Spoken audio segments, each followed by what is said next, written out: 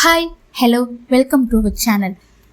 நம்ம வாழ்க்கையில் நம்ம எடுக்கிற முடிவுகளுக்கும் நமக்கு ஏற்படுற இன்ப துன்பத்துக்கும் என்ன காரணம்னு யோசிச்சிருக்கீங்களா?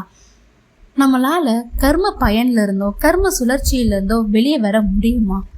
தெரிஞ்சோ தெரியாமலோ நீங்கள் இப்போ எந்த மாதிரியான கர்மாவை உருவாக்கிட்டு இருக்கீங்கன்னு உங்களுக்கு தெரியுமா? இதை பற்றியெல்லாம் தெரிஞ்சுக்க இந்த வீடியோவை ஃபுல்லாக பாருங்கள்.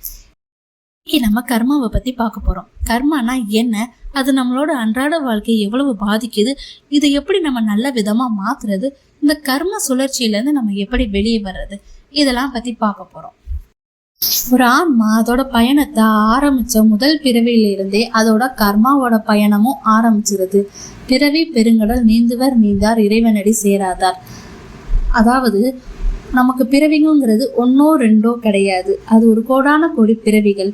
எப்படி கடல்ல சிறு சிறு துளிகளா சேர்த்து ஒரு பெரிய கடல் பெருங்கடல் இருக்கோ, அது மாதிரி அந்த சின்ன சின்ன துளிகள் எத்தனை இருக்கோ அத்தனை கோடி பிறவிகள் இந்த ஆன்மா கடந்து வந்திருக்கு. இத்தனை கோடி பிறவிகளையும் நம்ம கடக்கும் பொழுது எவ்வளவோ கர்மாக்கள் நமக்கு ஏற்படுத்தியிருப்போம். அந்த மாதிரி நம்ம ஏற்படுத்தின அத்தனை கர்மாக்களும் ஏதாவது ஒரு பிறவியில நம்ம அதற்கான வினைப்பயனையும் நம்ம அனுபவிச்சுட்டு தான் வந்துகிட்டு இருக்கோம். அப்படி இந்த நிமிஷம் நமக்கு நடக்கிற கெட்டதோ நல்லதோ ஏதோ ஒரு பிறவியில நாம செஞ்ச செயலுக்கான வினைப்பயன் தான் இது. அத்தனை பிறவிகளா நாம சேர்த்த கர்மாவை நம்ம தான் அதை அனுபவிச்சு தீர்க்கணும். அந்த கர்மாவோட வினைப்பயனை அனுபவிக்கிறதுக்காகவே நம்ம அடுத்த பிறவியும் நம்ம எடுக்கிறோம். இப்படியே ஒரு கர்மாவோட வினைப்பயனை நம்ம அனுபவிக்கிறதுக்காக பிறவிகள் எடுத்து எடுத்து எடுத்து இது ஒரு முடிவில்லாத சுழற்சியா போய்கிட்டே இருக்கு.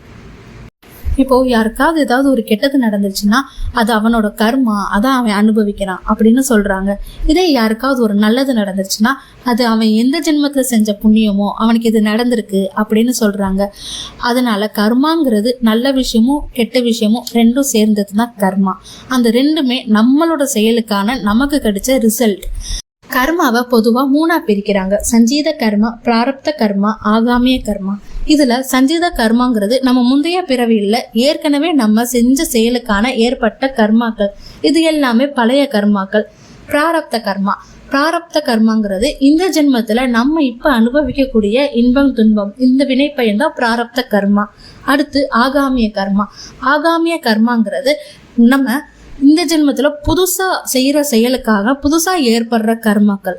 இன்னும் அதற்கான வினைப்பயனை நம்ம அனுபவிச்சிருக்க மாட்டோம். நம்ம புதுசா செய்யற கர்மாக்கள் எல்லாமே ஆகாமிய கர்மா. இதுல சஞ்சீத கர்மா, பிராரப்த கர்மா, இதை மாத்தக்கூடிய வல்லமை நம்ம கையில கிடையாது. ஆனா ஆகாமிய கர்மா இந்த நிமிஷம் நம்ம நினைச்சா நம்ம நல்ல ஒரு கர்மாவா நம்ம இனிமேல் உருவாக்க முடியும். இப்போ ஒரு குட்டி கதை பார்க்கலாம். ஒரு ஊர்ல ஒரு வணிகன் டெய்லி அன்னதானம் போடுவாரு. அப்படி ஒரு நாள் அவரோட அன்னதான சாப்பாடெல்லாம் எடுத்து வைக்கும் போது மேல ஒரு பருந்து ஒரு பாம்பை கொன்னு அதோட வாயில வச்சுட்டு கொண்டு போச்சு. அப்போ அந்த பாம்போட வாயில இருந்த சில துளி விஷம் கீழே இருந்த அன்னதான சாப்பாடுல விழுந்துருச்சு.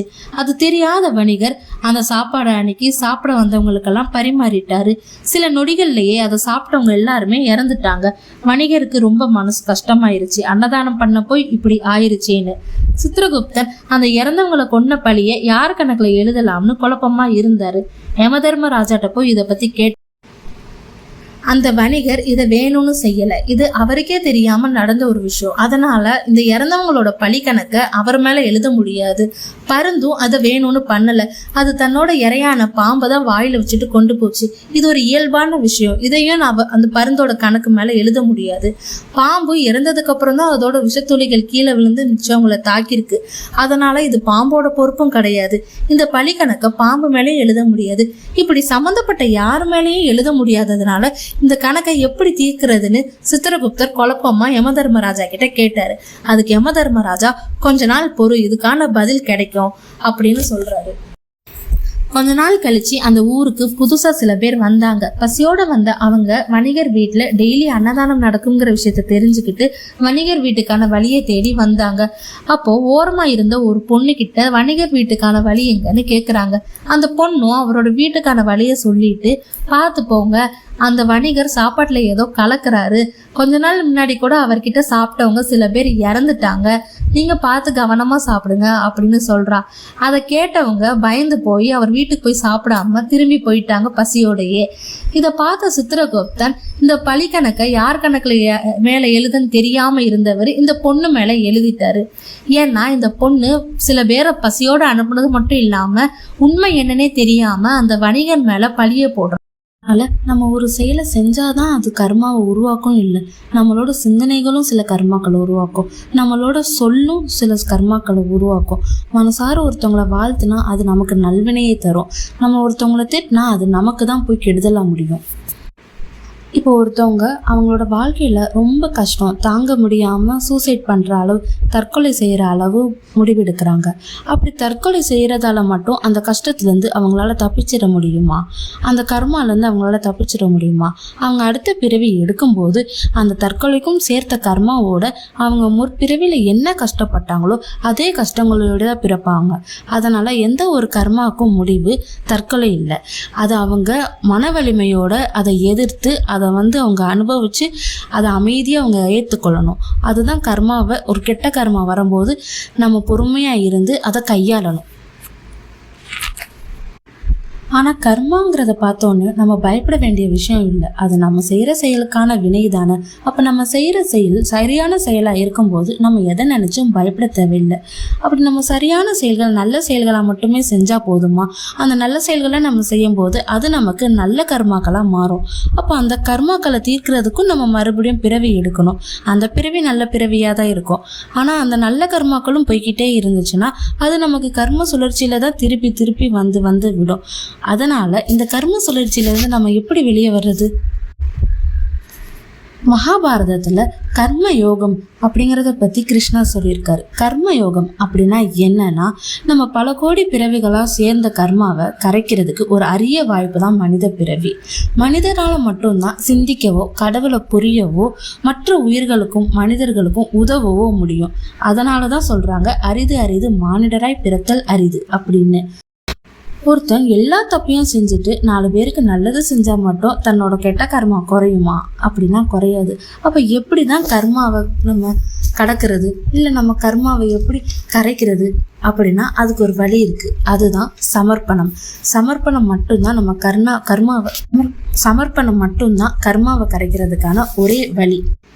எல்லாமே இறைவன் அப்படின்ற மனசோட நம்ம செய்கிற ஒவ்வொரு உதவியும் நம்மளோட கர்மால வந்து சேராது, நம்மளோட கெட்ட கர்மாவையும் அது போக்கும்.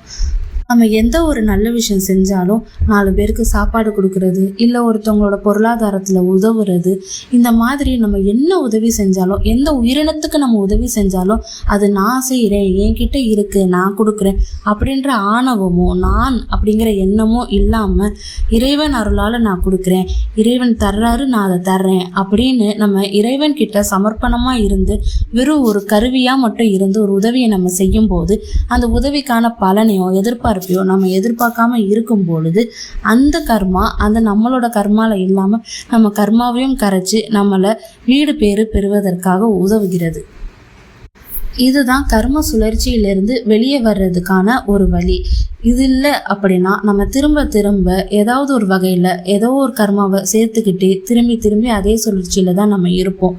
ஒரு மனநிலையை நம்ம பக்குவப்படுத்தி அதில் சமர்ப்பண உணர்வோட நம்ம ஒரு செயலை ஆற்றும்போது அது நமக்கு கர்மாவை கடக்கிறதுக்கான ஒரு பெரிய வழியாக இருக்குது.